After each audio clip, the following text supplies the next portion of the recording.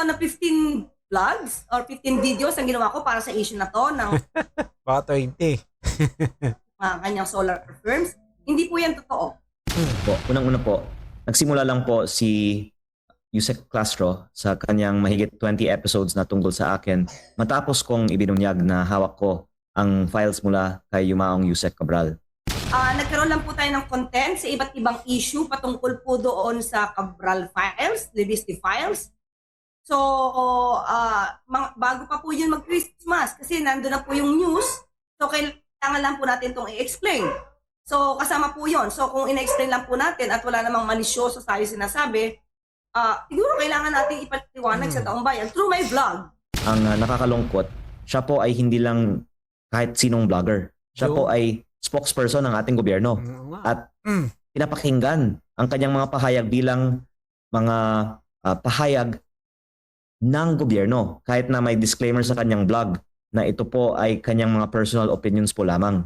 Magandang araw po sa inyong lahat mga kababayan. Eto na, kinasuhan na nga po ng cyber libel nitong si Congressman Libiste, itong si Claire Castro mga kababayan. Kaugnay nga po ng mga di umano ay mga paninira dito kay Congressman Libiste mga kababayan. At kung sakaling mananalo nga po itong si Congressman Libiste mga kababayan, konti lang naman yung danyos na hinihingi niya.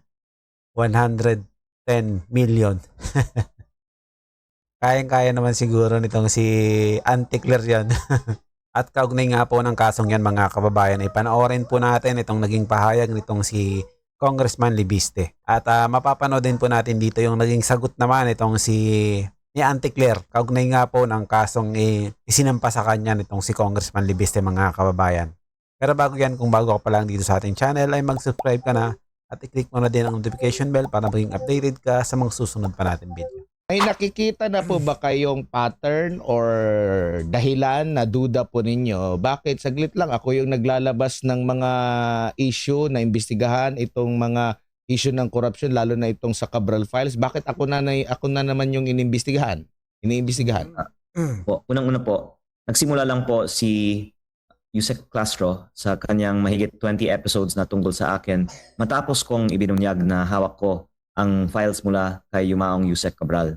At nung nasabi niya na binenta ko yung prangkisa tapos kinorek siya ng Meralco, umarap naman siya ng ibang sinabi na may multa daw ako sa DOE. Na nilinaw ko din po, ang kumpanyang binenta ko sa Meralco ang may naturang multa. Hindi po ang kumpanya na pinag-aari ko. Kaya lumalabas na humahanap sila ng kahit anong mahanap nilang butas at pag hindi sila makahanap ng butas, gagawa na lang sila ng kwento. At kahit po ang iba naman na may mga ganitong aligasyon, hindi naman po ginagawang topic ng napakaraming mga vlog ni Yusek Claire Castro.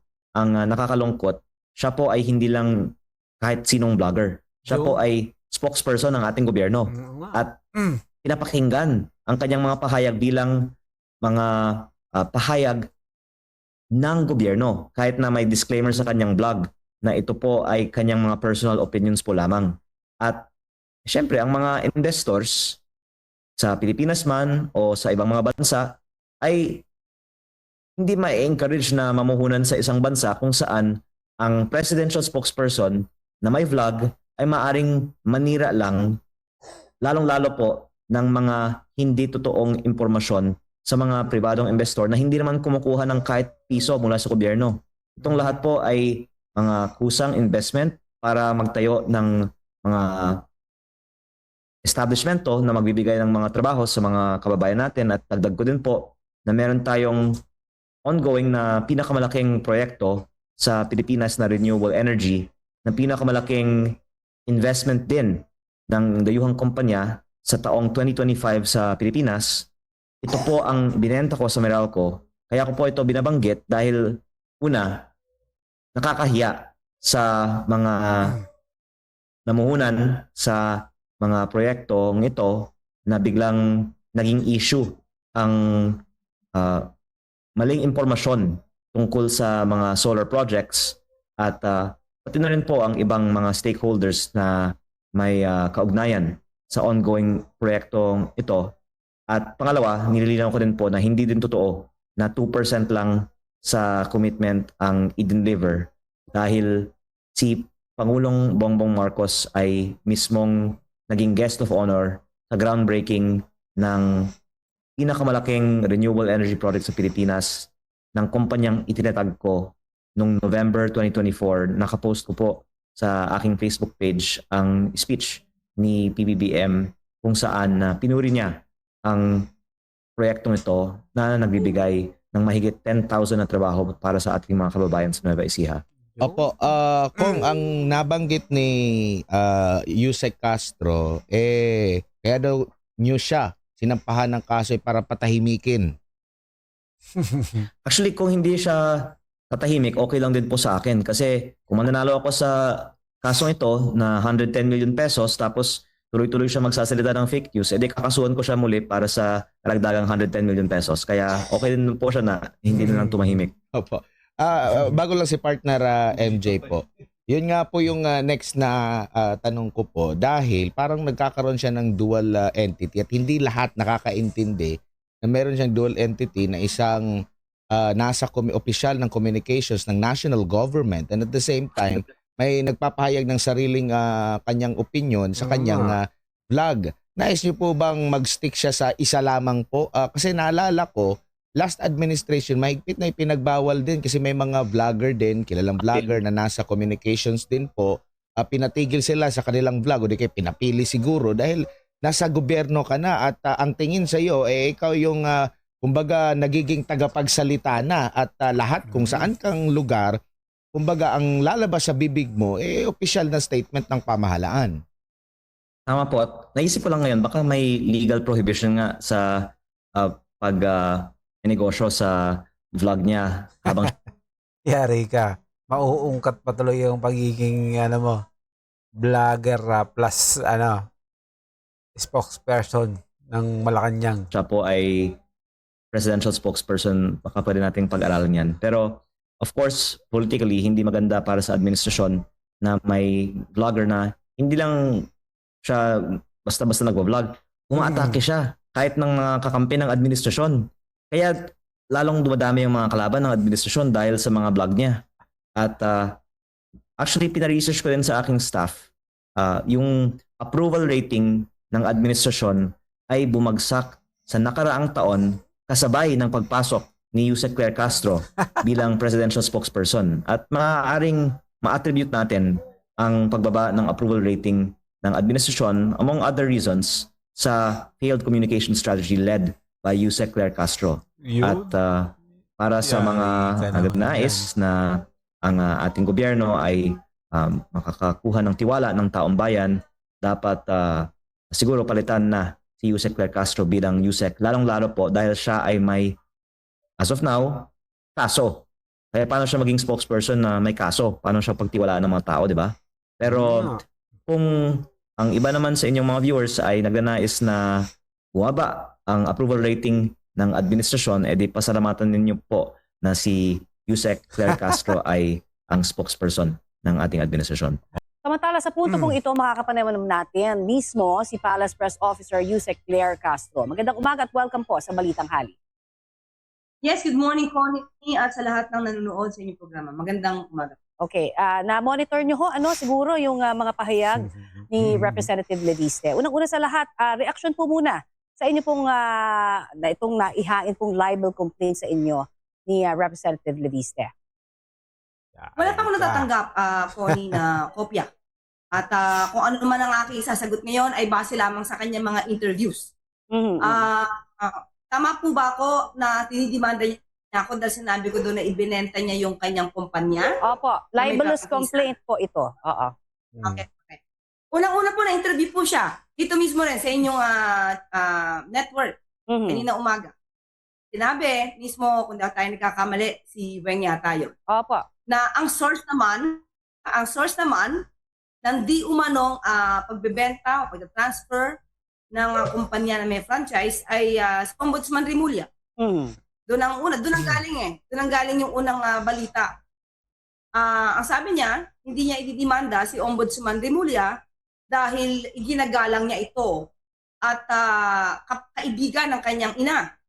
So, ako na nag-content, na pag-usapan, pinaliwanag ko sa ating mga viewers kung ano yung nangyayari tungkol dito.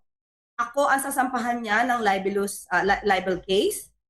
At dahil ba sa hindi ako kaibigan ng kanyang ina at hindi niya ako ginagalang? Kasi yun yung premise eh. Hindi niya dinidemanda si ombudsman kahit na yun ang source ng facts or balita. Yari ka kay Rimulya. Ako, ang pwede niya i-demanda dahil hindi niya ako ginagalang at hindi ako kaibigan ng kanyang ina. Okay. So, may ganong question. Opo. Nabanggit din ho niya kasi na parang sa isang gabi, 2 beses nyo kung baga natatalakay ito. In fact, meron daw kayong 15 episodes about this. Maaari ho ba for the record, kasi may nabanggit din ho siya na para banggang nagiging malisyoso na. Ito pong pag-vlog nyo about this case on him at ito ay may patungkol daw sa pagdidiscredit sa kanya dahil sa Cabral Files. Ano po ang inyong statement on that? Hindi po totoo na 15 vlogs or 15 videos ang ginawa ko para sa issue na to ng Hindi yata totoo eh. Baka ilan ba? Baka 20. Kanyang solar firms. Hindi po yan totoo. Nagkaroon lang po tayo ng content sa iba't ibang issue patungkol po doon sa Cabral Files, Libiste Files. So, bago pa po yun mag-Christmas kasi nandun na po yung news. So, kailangan lang po natin itong i-explain. So, kasama po yun. So, kung ina-explain lang po natin at wala namang malisyoso tayo sinasabi, siguro kailangan natin ipatiwanag sa taong bayan through my vlog. Pero hindi naman po natin ito take up sa briefing eh. Okay? Kaya hindi pwede sabihin na bilang press officer, ikaw ang nagko-content. No, kino-content ko po siya sa aking sariling vlog at ina-explain ko po kung ano ang legal na issue patungkol sa kanya mga sinasabi. Ang problema kasi yung kino-content mo ay konektado rin doon sa mga sinasabi mo doon sa pag nasa nasa presko ng Malacanang. Yun ang problema doon. Kaya hindi mo pwedeng ihiwala yung ginagawa mong pagbablog. Sabi. Ngayon, dito po, 2 po, kung di ako nagkakamali, 2, 3 lang po ang ating na content. Unang-una po, nung binanggit po ito ni Ombudsman Rimulya sa kanyang programa sa executive session. At nang nag-explain po ang Meralco Gel na ang kumpanyang ibinenta sa kanila ay wala namang kinalaman sa prangkisa, in-explain ko din po yon. At pangatlo po ay ito. Pero, Miss Connie, ang binanggit po niya na sinabi ko daw na ibinenta niya ang kumpanya niya na may prangkisa. Mismo po, galing po kay Congressman Lidiste, sa isang interview din, nung tinanong siya kung ano na estado ng solar para sa bayan, na yun yung may prangkisa, ang sinabi niya po ay hindi na siya yung may-ari. At kung tinanong kung ito ba ay na-divest niya, nag-agree po siya na na-divest niya ito. Umamin mismo na na-divest niya ang kanyang shares sa solar para sa bayan. So wala pong nanggagaling sa atin mismo na anumang kwento, kundi nagre-react po tayo mismo sa mga news at sa mga nasabi po niya. Okay. So galing din po sa kanya. So in other words, ma'am, bigay lang po kami ng direktang sagot din. You are not in any way trying to discredit him. Yun po kasi yung kanyang aligasyon, kaya nyo binabanggit daw siyang binabanggit ito sa inyong vlog. Wala po, kasi pansinin po natin, bigay din po ulit ng statement si Ombudsman Rimulya and that's part of the news. So, pag ganun po, kinakailangan ko rin po siyang i-pick up at alam po mainit po yun. Kaya na-explain po yan sa ating viewers, sa ating YouTube channel. At maliban po dyan, na-content ko din po yung isang news patungkol po sa kanyang sinabing na-divest niya ang kanyang shares mismo sa solar para sa bayan. So, paano po magkakaroon ng mali siya yun? Kung siya mismo po ang nagsabi.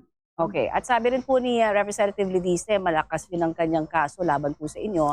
Sa tingin niyo po ba may sapat na ebidensya talaga siya para sabihin na kumbaga libelous po ang lahat ng mga nabanggit ninyo? Ako po kasi yung magiging defendant eh. So, syempre sasabihin ko, hindi malakas. Kahit hindi ko pa nababasa. Opo. Definitely, sasabihin ko, hindi malakas. Dapat ma-decision. Okay. At kayo ho ba amenable na makipag-usap po sa kanya outside court para maayos po ito? O kayo ho ba ay tatayo mismo po bilang abogado nyo rin? O kukuha rin ho ba kayo ng abogado nyo to represent you? Kung meron po kasi siyang sama ng loob sa akin, hindi ko po alam kung may personal siyang sama ng loob sa akin. Kasi minsan sinabihan niya na rin po ako na I am making a fool of myself. On air yun. Di ba? Tutuusin nga, mas libelous yun eh. Pero hindi ko na lang din po pinansin. Dahil mali din po yung context ng sinabi niya doon. Kung makikipag-usap po, ako po'y open. Wala naman po sa aking masama. Dahil ako naman po, pagka ako'y nagsalita, binabase ko lang din po naman sa mga news at saka sa sinasabi nila. So, wala po tayong mali sa kung ano man po ang ating kinokontent dyan. Kung sinong tatayong abogado, ako po. Tatayo para sa sarili. Alright. At sa ibang usapin naman po tayo, ma'am, na-validate na po ba yung sinasabi ni Senator Panfilo Lacson na nagbigay raw ng false ghost flood control data si former DPWH Secretary Manuel Bunoan para mapahina daw yung investigasyon sa anomalya ng flood control? Pirmado ho daw kasi ito ng dating kalihim. Naku po. Actually, ina-update pa namin yan, bine-verify pa po at nakausap naman din po natin si Secretary Vince Dizon. Kailangan po talaga i-update kung ano-ano mga sinasabi na proyekto na iniba yung mga coordinates para mahirapan na mag-imbestiga. Maganda po talaga ma-imbestigahan yan dahil kung ito'y sinadya, kung sinadya po ito, nakalaki pong responsibilidad po yan ni dating DPWH Secretary. Meron pa hong mga karagdagang tanong aking partner na si Rafi, ma'am. Good morning po, Yusek. Sabi po ni Congressman Libiste, this is a political thing. Ito rin yung ginagawa sa kanya kasi pinupunan niya yung administrasyon. Ano pong reaction niyo rito? Kung ito na may issue na po, sabi niya po, hindi na po ito nag-ooperate as early as 2022 at ipso facto na revoke na po. Tingin ko kung 2022 po pa po yan, issue na rin po yan in a way dahil kailangan niya po i-inform ang Congress na ito'y nakasara or hindi na po gumagana or hindi po pwedeng basta na lang na hindi ka nag-operate kasi hindi mo inform yung Congress na nagbigay sa'yo ng prangkita. So issue po yan. So hindi naman po ibig sabihin na kapag ikaw ay kino-call out sa iyong responsibilidad dahil inamin naman po niya na yung Solar Philippines, pati po itong solar para sa bayan ay kanya. Although sinabi nga niya po sa isang interview, dinivest niya. Nag-divest na po siya dito. So dapat malaman natin ano ba yung totoo doon. Kasi totoo ba na sa iyo pa rin?